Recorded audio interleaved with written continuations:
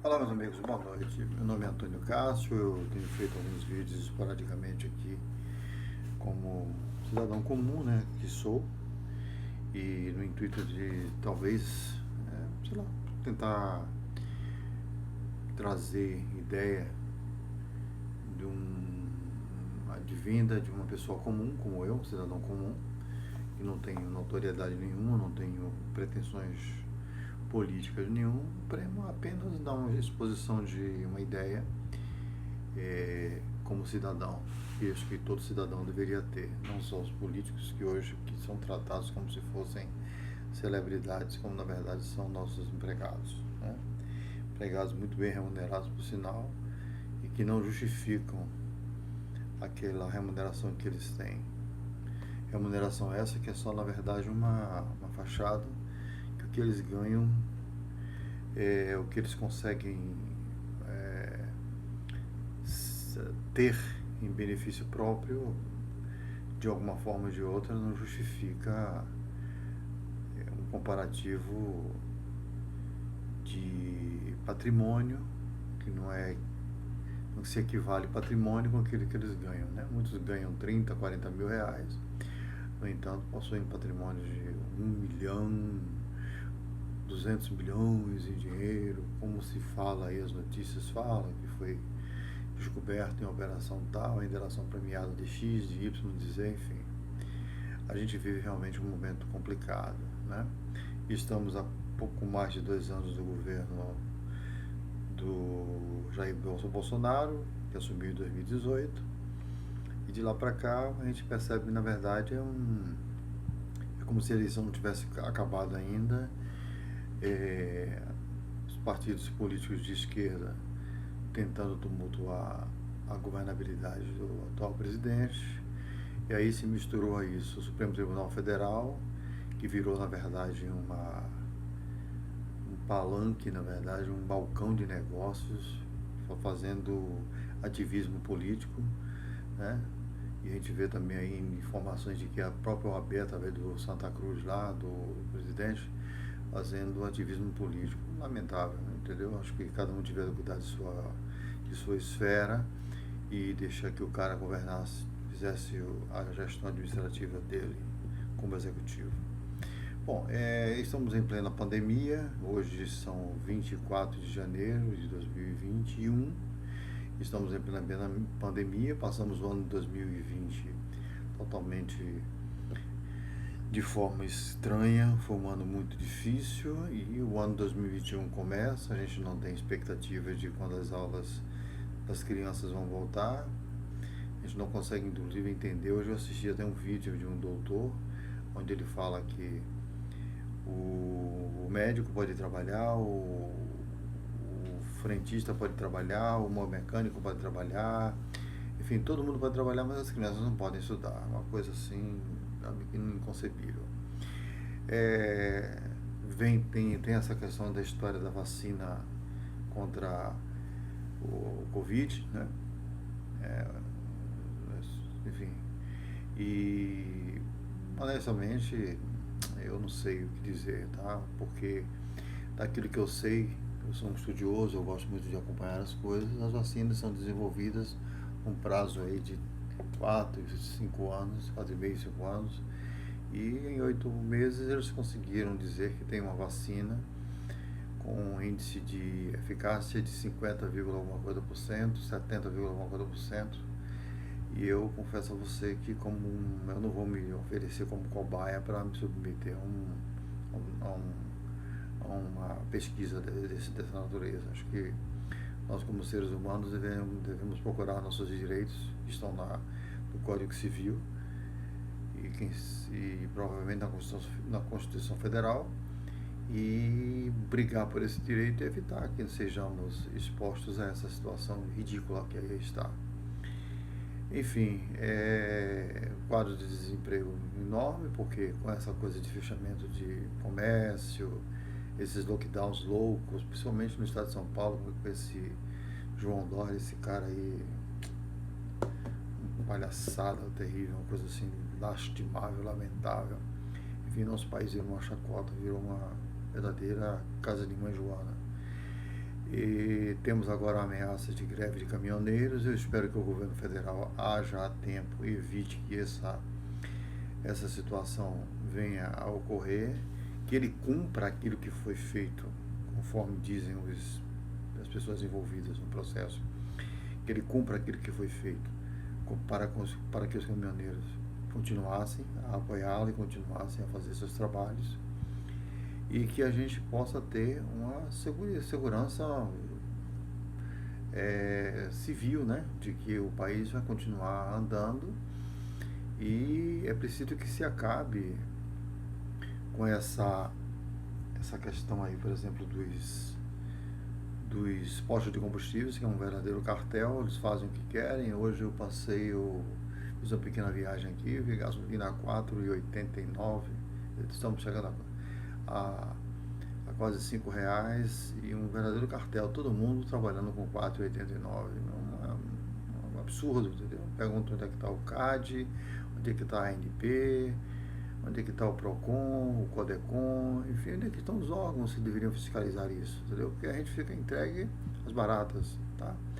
Eu não sei quando foi que eu completei o tanque de gasolina do carro que eu uso, não sei, porque não tem condição. Eu ponho R$ 50, se der para botar R$ 100, eu ponho R$ 100 para poder fazer um determinado tipo de coisa, né? Um bico, né? Porque afinal de contas, com a pandemia eu perdi o meu emprego fixo e estou hoje me virando como posso, e não posso me aposentar porque tenho 60 anos, mas não tenho o tempo de contribuição suficiente para me aposentar. E as empresas, num processo seletivo, elas me excluem deste, porque eu já sou considerado idoso, né? E sou idoso, não é assim, 60 anos é idoso, né? Tudo bem, eu estou bem, tá? Eu me sinto muito bem, estou bem, não tenho problema nenhum de saúde, me cuido, tá? E, enfim, queria, na verdade, que a gente tivesse um país melhor, que as pessoas parassem de enxergar o próprio umbigo e lutassem para que o nosso país crescesse com as riquezas que nosso país tem. A gente poderia hoje ser uma potência no mundo, né? Eu participei de um processo alguns anos atrás na construção de consórcios públicos, fiz palestras, conheço tudo que diz respeito à lei dos consórcios, participei em Brasília de eventos, fiz palestras para a Fundação Odebrecht, fiz palestras para o Observatório dos Consórcios Públicos, fiz palestra para a Federação dos Consórcios Públicos da Bahia, que inclusive fui eu um dos fundadores da Federação dos Consórcios Públicos da Bahia, e hoje eu estou fora desse processo. Mas tudo isso por questões políticas. E pessoas, inclusive, que estavam ligadas a isso na época do processo político, hoje nem sequer me reconhecem o meu trabalho. Eu fiz um trabalho muito bem feito. Por onde eu passei, eu tenho um currículo muito bom, mas por conta da idade eu sou eliminado. E, enfim, não estou me lamentando, não, mas porque a verdade é essa aí. Se eu tivesse tido mais cuidado, menos preguiça, eu digo preguiça, não é que eu seja preguiçoso, é porque eu deveria ter estudado mais. Eu certamente hoje eu não estaria minguando um trabalho e tal, porque conhecimento, competência, experiência, tudo isso eu tenho e sei fazer meu trabalho muito bem, mas infelizmente eu vivi minha vida em Salvador, saí do país um período, trabalhei em diversos segmentos do mercado, vim morar em Feira de Santana. Em uma certa época, quando eu falei com um amigo meu que é feirense, que vinha morar em Feira de Santana, ele disse: você precisa tomar cuidado, que Feira de Santana é um condomínio fechado, lá existem grupos fechados. Pessoa, para você adentrar um grupo desse é uma coisa muito difícil. Ele estava com toda a razão, é verdade. E é lamentável que a população de Feira de Santana aqui na Bahia não tenha essa visão empreendedora. Eu, quando trabalhava para uma empresa de tecnologia da informação, foi a última empresa que eu trabalhei, eu tentei fazer eventos aqui em Feira de Santana para divulgar inteligência artificial, e eu não consegui juntar 50 pessoas, apesar dos esforços que eu me envolvi para que isso fosse possível. Eu não consegui juntar 50 pessoas nesses eventos, em auditório que caberiam 500 pessoas. As pessoas não compareceram mesmo. Eu consegui convidar quase 1000 pessoas, mas não compareceram nem 5% das pessoas para esses eventos. É isso, meus amigos. Eu lamento a gente estar vivendo tudo isso, essa pandemia que não acaba, essa roubalheira que tem aí, né? Segundo dizem os meios, alguns meios de comunicação, não, que a mídia é uma coisa nojenta. Eu não tenho mais estômago para assistir telejornal, porque realmente é muita mentira, é muito disfarçatez, muita, muita safadeza, a verdade é essa. E não sei, sinceramente, aonde nós vamos parar. Tá? Com essa coisa dessa pandemia, essa coisa de você não tem eficácia das vacinas comprovada, obrigam você a usar máscara. A máscara já foi dita e cantada aí que não tem essa questão de segurança garantida. E a gente fica, na verdade, ao léu, né? O governo federal, de pés e mãos atadas, porque o Supremo Tribunal Federal tirou deste governo federal atual todas as premissas e as condições de agir. E só os idiotas, os tolos, é que não entendem isso. E a gente vive com uma esquerda doente, né, apaixonada pelo Lula, que está aí condenado aí, 8 condenações, está solto por conta de esquemas políticos, que deveria estar preso e pagando e devolvendo o dinheiro que nos roubou. A verdade é essa. Ele, Jacques Wagner e Companhia Limitada, todos eles deveriam estar presos e nos devolver o dinheiro que nos levou, nos tirou. Dilma Rousseff, que é uma bandida, uma pessoa que participou de assalto ao Banespa, entendeu? A gente tem aí Miri Leitão, que se envolveu em crimes e tal. Eu não consigo entender nada, sabe? O cidadão hoje é tratado como um lixo, caramba, sabe? O cidadão é tratado como lixo, o bandido é tratado como herói. Então, tem horas que a gente vê aquela frase de Rui Barbosa: chegará um tempo que o cidadão vai sentir vergonha de ser honesto. É verdade. Entendeu? A gente sente vergonha de ser honesto. E isso não é de agora, isso veio lá desde os primórdios, que Marco Túlio Cícero já falava, né, que os governos precisam ensinar o povo a se autossustentar e não depender da máquina pública. Isso foi em 55 a.C., por Marco Túlio Cícero. Então, ou seja, a gente, com aquela máxima de que não existe nem futuro nem presente, apenas o passado se repetindo várias vezes. E é assim que tem sido a população. A gente começa a conversar com algumas pessoas que defendem aí essa coisa de esquerda. As pessoas, sabe, parecem totalmente e foram lobotizadas, dominadas, que tiveram lavagem cerebral feita pelo Lula e sua cambada de sua organização criminosa de Zé Disseu, Jacques Wagner e Companhia Limitada. Então eles vivem, na verdade, dominados por isso. E eu lamento. Mas assim, tá? A minha intenção de vir aqui é tentar ver se a gente consegue chamar a atenção do governo para que ele venha entender a situação que nós, cidadãos, estamos passando, principalmente eu, pessoas como eu, com mais de 50 anos, 60 anos, que não temos a oportunidade, porque as empresas discriminam mesmo, tá? E a gente não sabe o que fazer, porque não podemos nos aposentar e as empresas não nos dão direito de trabalhar. Vamos fazer o quê? Vamos entrar por crime organizado? Vamos fazer besteira? Ah, devia ter estudado. Sim, mas não estudamos. Por diversas razões. Não foi por preguiça, foi porque vivíamos uma situação diversa, por compromissos com o trabalho, sabe? E precisávamos fazer o trabalho, porque o trabalho era mais importante, o nosso ganha-pão, e não tínhamos como deixar o trabalho e frequentar uma faculdade, terminar a faculdade, entendeu? Enfim, mas não foi por desleixo, não foi por falta de zelo. É preciso que haja uma política pública no sentido de benefício, né? Um camarada me respondeu quando eu fiz uma publicação dessa aí num site importante de empregos. Ele disse que nós deveríamos ter estudado mais, largar de preguiça, temos estudado mais, que não ia faltar emprego. Você pode até ter razão, meu amigo, mas não é assim não. Essa regra não se aplica de um modo geral, não. Essa regra é para você que deve estar bem, muito bem mesmo, mas é muito fácil você criticar as pessoas sem saber a realidade de cada um. E cada pessoa tem uma realidade, vive uma realidade. Pois é, meus amigos, é isso, tá? De vez em quando eu vou deixar aqui umas destacadas aqui, umas colocações. Não sei se isso vai ser muito importante. Seria interessante que talvez chegasse ao governo federal, ao ministro da Economia, porque a gente pode, né? De repente a gente pode contribuir de alguma forma com o governo. Não, para ele governar, ele precisa do nosso apoio, da nossa ajuda, assim, no sentido de colaboração de trabalho, né? Eu, por exemplo, tenho muita coisa que eu posso ser, eu conheço o serviço público, né? Fazia controle interno de uma autarquia pública durante 4 anos, conheço tudo da lei de consórcios, então os consórcios públicos são usados aqui como meio de lavagem de dinheiro.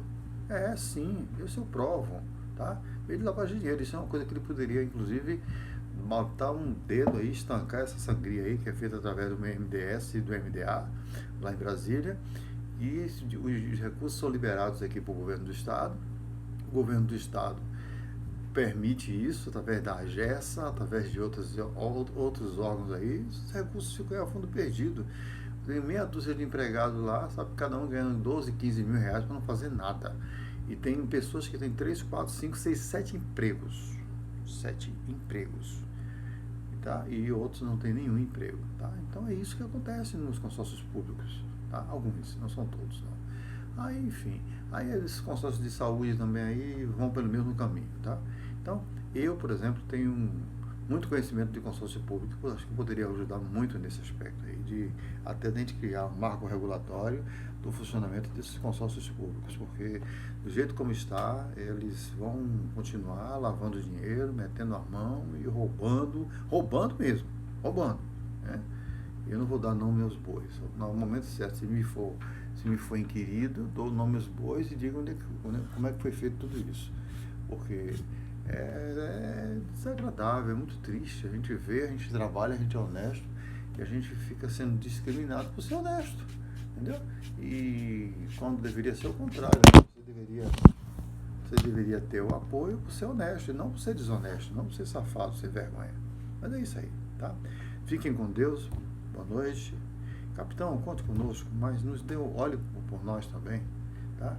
Paulo Guedes, veja quem pode ser útil para o seu governo, quem pode contribuir, né, de uma forma ou de outra, e pensem fora da caixinha aí de Brasília, pensem fora, descubra que tem pessoas como eu que podem contribuir muito com um sistema de governo limpo, que sabe onde é que estão os problemas. Eu sei onde estão alguns problemas e eu posso contribuir. Meus irmãos, tá? Uma boa noite, tenhamos todos uma ótima semana, né? Afinal de contas, já é segunda-feira, né? E que a gente possa começar uma semana bem e que vocês consigam terminar o mandato de vocês e que em 2022 a gente consiga reeleger Jair Bolsonaro, em 2026, né, ele continue lá, né?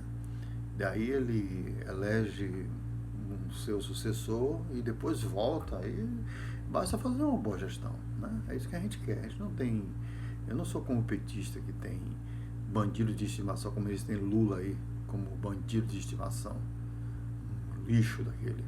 Mas é isso, tá? Há horas que eu me irrito com isso, porque eu não aguento, não suporto nem ouvir a voz daquele energúmeno falando. E me causa asco. Ele, Jacques Wagner, Zé Disseu e essa cambada de bandidos que tem por aí.